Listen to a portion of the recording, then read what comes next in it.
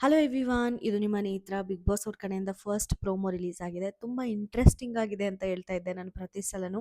But ಈ ಸಲ ಸ್ವಲ್ಪ ಎಮೋಷ್ನಲ್ ಆಗಿದೆ. ಸ್ವಲ್ಪ ಅಲ್ಲ, ಜಾಸ್ತಿನೇ ಎಮೋಷ್ನಲ್ ಆಗಿದೆ. ಒಂದು ಹೆಣ್ಮಕ್ಳು, ಒಂದು ಹೆಣ್ಣು ಯಾವತ್ತೂ ಕೂಡ ಅವರ ಸ್ವಾರ್ಥಕ್ಕೆ 1% ಯೋಚನೆ ಮಾಡಲ್ವಂತೆ. ಅವರಿಗೋಸ್ಕರ, ಅವರ ಮನೆಯವರಿಗೋಸ್ಕರ, ಮತ್ತೆ ಅವ್ರಿಗೆ ಸಂಬಂಧಪಟ್ಟಿದ್ದವ್ರಿಗೋಸ್ಕರನೇ ಅವ್ರು ಏನಾದರೂ ಮಾಡಿದರೂ ಕೂಡ ಅದಾಗಿರುತ್ತೆ. ಅದಕ್ಕೆ ಇನ್ನೊಂದು ಎಕ್ಸಾಂಪಲ್ಲು ಕೂಡ ಭವ್ಯವ್ರು ಮಾತಾಡೋ ರೀತಿ ನನಗೆ ಸಿಕ್ಕಾಪಟ್ಟೆ ಎಮೋಷ್ನಲ್ ಅಂತ ಅನ್ನಿಸ್ತು.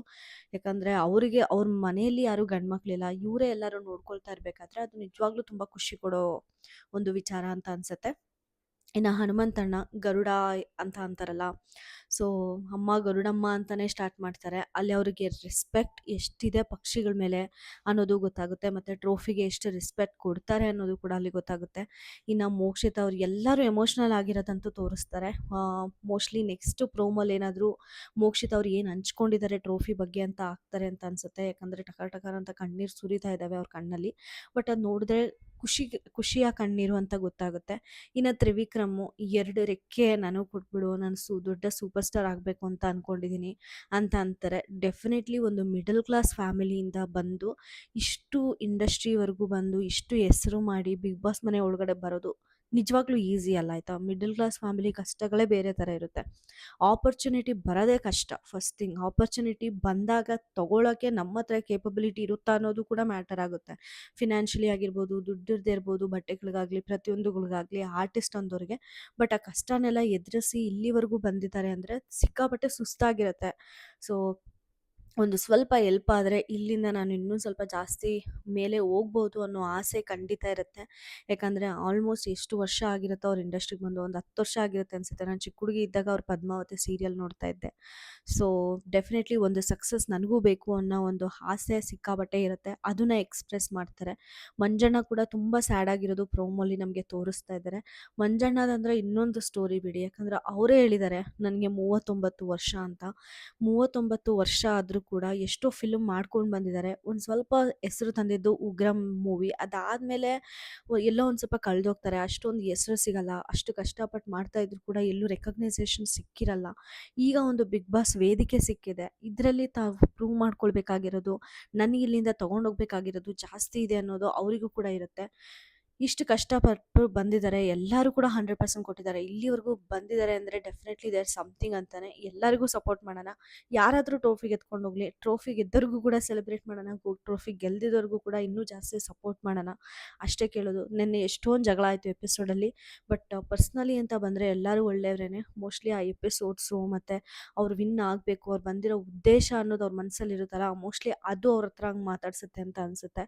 ಬಟ್ ಒಂದು ಪರ್ಸ್ನಲ್ ಆಗಿ ಒಂದು ವ್ಯಕ್ತಿ ಮಂಜಣ್ಣ ಅಂತ ಯೋಚನೆ ಮಾಡಿ ನೋಡಿದ್ರೆ, ಮಂಜಣ್ಣ ಅಂತ ಅಲ್ಲ, ಬೇರೆ ಕಂಟೆಸ್ಟೆಂಟ್ಸು ಕೂಡ ಯೋಚನೆ ಮಾಡಿ ನೋಡಿದ್ರೆ ಎಲ್ಲರ ಲೈಫಲ್ಲೂ ಕೂಡ ಎಲ್ಲ ಪ್ರಾಬ್ಲಮ್ಸು ಇದ್ದಾವೆ. ಜಸ್ಟ್ ಮೇಕಪ್ ಹಾಕ್ಕೊಂಡು ಟಕ ಟಕ ಅಂತ ಕ್ಯೂಟಾಗಿ ಭವ್ಯವ್ರ ಥರ ಮಾತಾಡಿಕೊಂಡು ನಕ್ಕೊಂಡು ಇದು ಮಾತ್ರಕ್ಕೆ ಅವರು ಕಷ್ಟನೇ ಇಲ್ಲ ಅಂತಲ್ಲ. ಐ ಥಿಂಕ್ ಎಲ್ಲರಿಗೂ ಕೂಡ ಅವರಿಗೆ ಆದ ಸಂಬಂಧಪಟ್ಟಿದ್ದ ಪ್ರಾಬ್ಲಮ್ಸು ಅವರಿಗೆ ಇರುತ್ತೆ. ಈ ಪ್ರೋಮೋ ಅಂತೂ ಇನ್ನೂ ಒಂದು ಕ್ಲಿಯರ್ ಎಕ್ಸಾಂಪಲು. ನೆಕ್ಸ್ಟು ಭವ್ಯ ಅವರು ತುಂಬ ಎಮೋಷ್ನಲ್ ಆಗಿತ್ತು ಅಂತ ಅನ್ನಿಸ್ತು. ಯಪ್ಪ, ಎಷ್ಟು ಸಲ ರೆಕಾರ್ಡ್ ಮಾಡಿದ್ದೀನೋ ಏನೋ ಇದನ್ನು. ಸಿಕ್ಕಾಪಟ್ಟೆ ಅಂದರೆ ಸಿಕ್ಕಾಪಟ್ಟೆ ಎಮೋಷ್ನಲ್ ಆಯಿತು. ಯಾಕಂದರೆ ಒಂದು ಮನೆಯಲ್ಲಿ ಗಂಡ್ಮಗು ಇಲ್ಲ ಅಂದರೆ ತುಂಬ ಕಷ್ಟ ಅಂತೂ ಆಗುತ್ತೆ. ಅವರೇ ಎಲ್ಲ ನೋಡ್ಕೋಬೇಕು ಪ್ರತಿಯೊಂದೂನು. ಮನೆ ರೆಸ್ಪಾನ್ಸಿಬಿಲಿಟಿ ಅಂತ ಇರುತ್ತೆ. ಮದುವೆ ಆಗೋದಕ್ಕಿಂತ ಮುಂಚೆ ಡೆಫಿನೆಟ್ಲಿ ಯೋಚನೆ ಮಾಡಬೇಕಾಗಿ ಬರುತ್ತೆ ಅವರು. ಇವಾಗ ನಮ್ಮಪ್ಪ ನಮ್ಮಮ್ಮ ಕತೆ ಏನೋ, ಇವಾಗ ಏನಾಗುತ್ತೆ, ಬರೋರು ಹೆಂಗಿರ್ತಾರೆ ಅಂತ. ಭವ್ಯ ಕೊಡೋರಿಗೂ ಅಷ್ಟೇ, ಮತ್ತು ಆ ಕಡೆ ಮೋಕ್ಷಿತ್ ಅವ್ರಿಗೂ ಅಷ್ಟೇ. ಮೋಕ್ಷಿತ್ ಅವ್ರಿಗೆ ತಮ್ಮ ಇರ್ಬೋದು, ಬಟ್ ಡಿಸೇಬಿಲಿಟಿ ಅನ್ನೋದು ಇದೆ. ಅವ್ರು ಎದ್ದು ಓಡಾಡೋಕ್ಕಾಗಲ್ಲ, ಏನೂ ಮಾಡೋಕ್ಕಾಗಲ್ಲ. ಅವ್ರನ್ನೇ ನೋಡ್ಕೊಳ್ಳೋಕೆ ಇನ್ನೊಬ್ರು ಬೇಕು. ಸೊ ಏನಾಗ್ಬಿಡುತ್ತಪ್ಪ ಅನ್ನೋ ಒಂದು ಕ್ವಶನ್ ಮಾರ್ಕು ಡೆಫಿನೆಟ್ಲಿ ಇರುತ್ತೆ. ಜಸ್ಟ್ ಮದುವೆ ಅಂತ ಅಲ್ಲ, ಯಾವುದಾದ್ರೂ ಒಂದು ಹೊಸ ಕೆಲಸ ಸ್ಟಾರ್ಟ್ ಮಾಡಬೇಕಾದ್ರೂ ಅಷ್ಟೇ.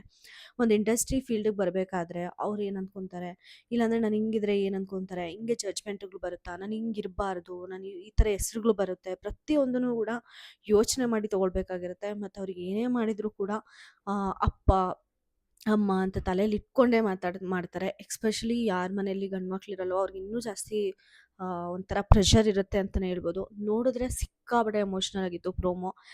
ಭವ್ಯ ಗೌಡ ಅವರು ಕೂಡ ಶೇರ್ ಮಾಡ್ಕೊಳ್ಳೋದು, ನಮ್ಮಪ್ಪ ಬಾತ್ರೂಮಲ್ಲಿ ಬಿದ್ದುಬಿಟ್ಟಿದ್ರು, ವೋಕಲ್ ಕಾರ್ಡು ಆವಾಗಲೇ ದುಡ್ಡಿದ್ರೆ ಮೋಸ್ಟ್ಲಿ ಸರಿ ಮಾಡಿಸ್ತಿದ್ನೇನೋ, ಈ ಮನಿ ನನಗೆ ಅಲ್ಲಿ ಕಪ್ ಬಗ್ಗೆ ಮಾತಾಡಿ ಅಂತ ಹೇಳಿದ್ರು ಕೂಡ ಅಲ್ಲಿ ಭವ್ಯ ಅವರು ಅಲ್ಲಿ ದುಡ್ಡು ಮತ್ತು ಅವ್ರ ಫ್ಯಾಮ್ಲಿಗೆ ಅದು ಹೆಂಗೆ ಹೆಲ್ಪ್ ಆಗುತ್ತೆ ಅನ್ನೋದನ್ನೇ ಅಲ್ಲಿ ಡೆಲಿವರ್ ಮಾಡಕ್ಕೆ ಬಂದರು. ಅದು ಅವ್ರ ಅಪ್ಪನ ವೋಕಲ್ ಕಾರ್ಡು ಅಂದರೆ ವಾಯ್ಸ್ ಸರಿಯಾಗಿ ಮಾತಾಡೋಕ್ಕೆ ಬರಲ್ವಂತೆ, ಅದನ್ನೇ ಅವ್ರು ಹೇಳೋಕ್ಕೆ ಇದು ಮಾಡಿದ್ದು. ಅವಾಗ ನನ್ನ ಹತ್ರ ದುಡ್ಡಿದ್ದಿದ್ರೆ ಅದನ್ನು ಚೆನ್ನಾಗಿ ಸರಿ ಮಾಡಿಸ್ಬಿಟ್ಟು ಇವತ್ತು ನಮ್ಮಪ್ಪ ತುಂಬ ಚೆನ್ನಾಗಿ ಮಾತಾಡಿರೋರೇನೋ ಅಂತ ಒಂದು ಫೀಲಿಂಗ್ ಶೇರ್ ಮಾಡ್ಕೊಳ್ತಾರೆ.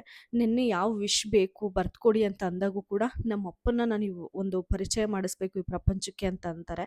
ನಾನು ಅಂದ್ಕೊಳ್ತಾ ಇದ್ದೆ, ಯಾಕೆ ಅವ್ರ ಅಮ್ಮನೇ ಎಲ್ಲದ್ರಲ್ಲೂ ಅಪಿಯರ್ ಆಗ್ತಾರೆ, ಅವ್ರ ಅಪ್ಪ ಯಾಕಿಲ್ಲ ಅಂತ ನಾನು ಪ್ರತಿ ಸಲ ಅಂದ್ಕೊಳ್ತಾ ಇದ್ದೆ. ಮತ್ತು ಭವ್ಯವರು ಕೂಡ ಅಷ್ಟೇ, ನಮ್ಮಮ್ಮ ನಮ್ಮ ಜೊತೆ ಬರ್ತಾರೆ ಶೂಟಿಂಗ್ಗೆ, ನಮ್ಮಮ್ಮನ ನಾನು ಎಲ್ಲೂ ಬಿಟ್ಟು ಹೋಗ್ತಾ ಇರಲಿಲ್ಲ ಅಂದಾಗ ಇವ್ರ ಅಪ್ಪ ಎಲ್ಲಿ ಅಂತ ನನಗೆ ನಿಜವಾಗ್ಲೂ ಕ್ವಶನ್ ಬರೋದು. ಅದಕ್ಕೆ ಇವತ್ತು ಉತ್ತರ ಸಿಕ್ತು. ನಿನ್ನೆ ಎಪಿಸೋಡಲ್ಲೂ ಕೂಡ ಅಷ್ಟೇ ಹೇಳ್ಕೊಂಡ್ರು. ನೋಡಬೇಕು ಬಿಗ್ ಬಾಸ್ ಅವರು ಅವ್ರ ಅಪ್ಪನ ಕರೆಸ್ತಾರಾ ಮನೆಗೆ, ಇಲ್ಲಾಂದ್ರೆ ಟಿ ಪ್ಲೇ ಮಾಡಿ ಏನೋ ಒಂದು ಅವ್ರ ಅಪ್ಪ ಯಾರು ಅಂತ ಪರಿಚಯ ಮಾಡಿಸ್ತಾರಾ ಅನ್ನೋದು ನೋಡಬೇಕಾಗುತ್ತೆ. ಇದಕ್ಕೆ ಯಾರು ಎಷ್ಟು ಕ್ಯೂರಿಯಸ್ಸಿಂದ ಕಾಯ್ತಾ ಇದ್ದೀರಾ ಅಂತ ನನಗೆ ಕಮೆಂಟ್ ಸೆಕ್ಷನಲ್ಲಿ ತಿಳಿಸಿ. ಇನ್ನು ಮೋಕ್ಷಿತ್ ಅವರು ಕೂಡ ಅಷ್ಟೇ ಏನೇ ಶೇರ್ ಮಾಡ್ಕೊಳ್ತಾರೆ ನೋಡಬೇಕು. ಎಪಿಸೋಡ್ಸ್ ಮಾತ್ರ ಸಿಕ್ಕಾಪಟ್ಟೆ ಎಮೋಷ್ನಲ್ ಆಗಿದೆ. ನಿಮ್ಗೇನು ಅನ್ನಿಸ್ತು ಇದ್ರ ಬಗ್ಗೆ ಅಂತ ನನಗೆ ಕಮೆಂಟ್ ಸೆಕ್ಷನಲ್ಲಿ ತಿಳಿಸಿ. ವಿಡಿಯೋ ಇಷ್ಟ ಆದರೆ ದಯವಿಟ್ಟು ಲೈಕ್, ಶೇರ್ ಆ್ಯಂಡ್ ಸಬ್ಸ್ಕ್ರೈಬ್ ಅಂತ ಹೇಳ್ತಾ ನಾನು ವಿಡಿಯೋನ ಮುಗಿಸ್ತಾ ಇದ್ದೀನಿ. Thank you so much.